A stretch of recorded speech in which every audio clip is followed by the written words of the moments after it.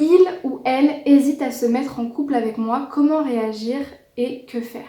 Bonjour à toi, j'espère que tu vas bien. Bienvenue sur ma chaîne YouTube qui te parle d'amour et d'amour de soi. Je me présente, je m'appelle Chloé Mercaer et je suis coach certifiée.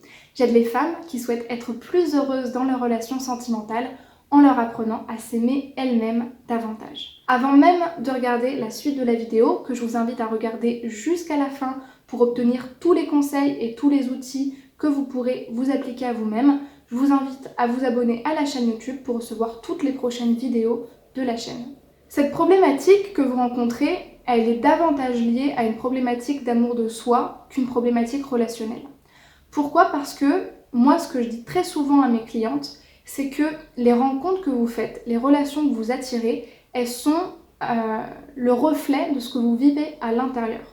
Donc, si vous bloquez des choses à l'intérieur de vous, vis-à-vis de ce que vous méritez, vis-à-vis des limites que vous vous mettez par rapport à ce que vous pensez mériter ou ce que vous vous contentez, vous allez forcément attirer des relations qui vont vous faire travailler sur ça.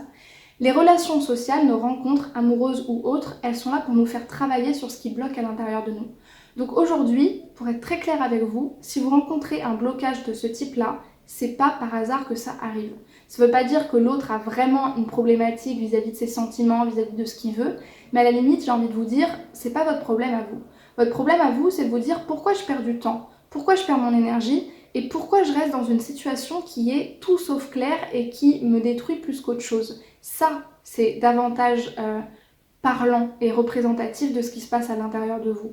La réaction que vous allez adopter, elle va être en fait adoptée en fonction de vos peurs, de vos croyances, de vos blessures.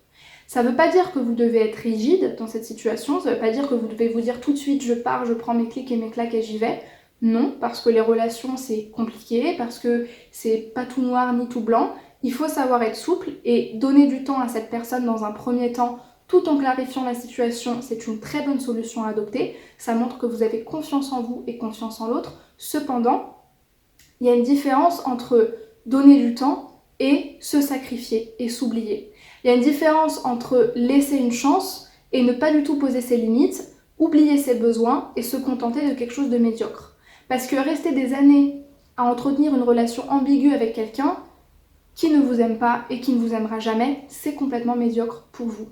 Ça montre à quel point, à un moment donné, vous vous dites très profondément en vous, je suis tellement pas sûre de pouvoir rencontrer quelqu'un qui sera sûr que je préfère rester avec quelqu'un qui n'est pas sûr mais qui entretient une forme de relation qui potentiellement a un espoir de devenir un jour une relation sentimentale stable, que du coup je préfère rester dedans. Mais sauf que ça, c'est pas possible à l'heure actuelle. Si vous avez de l'amour propre et que vous voulez évoluer vers ça, vous pouvez pas vous permettre de rester dedans parce que c'est vraiment médiocre. Donc la première chose que je vous conseille de faire, c'est de savoir faire la différence entre est-ce que là vous avez laissé assez de temps et il convient de vous positionner, ou est-ce que vous avez peut-être été trop rigide et vous pouvez vous permettre de laisser un petit peu de temps à cette personne. Il n'y a pas de délai imparti en fait, ça dépend vraiment de votre situation, de vos ressentis, de ce dont vous vous sentez capable aussi de tolérer en termes de temps, mais en fait vous allez le sentir quand vous allez puiser sur vos limites, quand vous allez puiser sur votre énergie et quand vous allez en fait vous-même vous restreindre et vous-même vous user dans cette situation. Donc aujourd'hui, si vous rencontrez ça, c'est pas par hasard, c'est que quelque part dans votre parcours de vie, ça vous fait travailler sur ce à quoi vous pensez avoir droit, ce que vous pensez mériter, et ça vous met en conflit direct entre est-ce que tu te contentes de quelque chose qui va à peu près te convenir et encore, ou est-ce que tu es capable de te dire je renonce, c'est triste, ça aurait pu être mieux, mais moi je veux quelque chose de vraiment bien en fait, et j'exige de vouloir plus. Dans tous les cas, une personne qui hésite à se mettre en couple avec vous, elle sera jamais claire généralement. Et d'ailleurs, elle risque même d'accepter de terminer la relation quand vous poserez vraiment vos limites. Donc vous dites pas ok c'est simple Chloé, je vais poser mes limites comme ça, elle va se rendre compte qu'elle va me perdre. Non, ça c'est de la manipulation, c'est de la stratégie dysfonctionnelle, ça va pas marcher. Vous allez juste vous retrouver seul et pas comprendre pourquoi vous avez fait ça.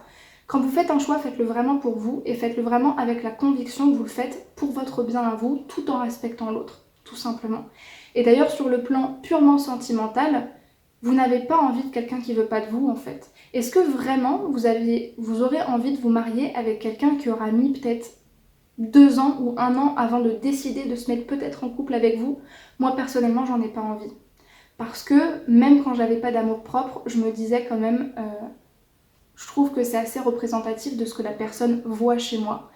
Et il y a des personnes, parce qu'elles vous correspondent pas, même quand vous serez sur votre 31 au niveau accomplissement personnel, accomplissement de vie, etc., ne verront pas chez vous cette étincelle. Ça ne veut pas dire que vous en avez pas, ça veut juste dire qu'en fonction de vos personnalités, vous n'êtes peut-être pas faites pour être ensemble, ou que ça marche pas, ou que tout simplement cette personne ne voit pas chez vous la valeur que vous avez. Et surtout, choisissez-vous. Voilà. Réveillez votre amour propre et réveillez cette force mentale aussi de se choisir et d'être capable d'aller vers le meilleur pour soi. Ça, c'était les conseils que j'avais envie de vous donner. J'espère que ça vous a parlé. Si c'est le cas, n'hésitez pas à m'écrire un commentaire, à vous abonner à la chaîne, à laisser un like et à partager la vidéo.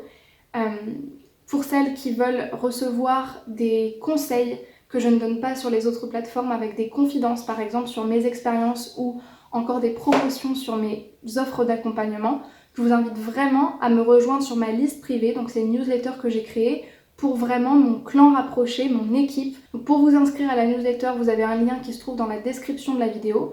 Et pour les personnes qui souhaitent être accompagnées en séance de coaching, je vous offre un appel de coaching de 30 minutes et qui donc vous permet de faire le bilan de votre situation actuelle, de comprendre quelles sont vos problématiques et quels sont vos besoins.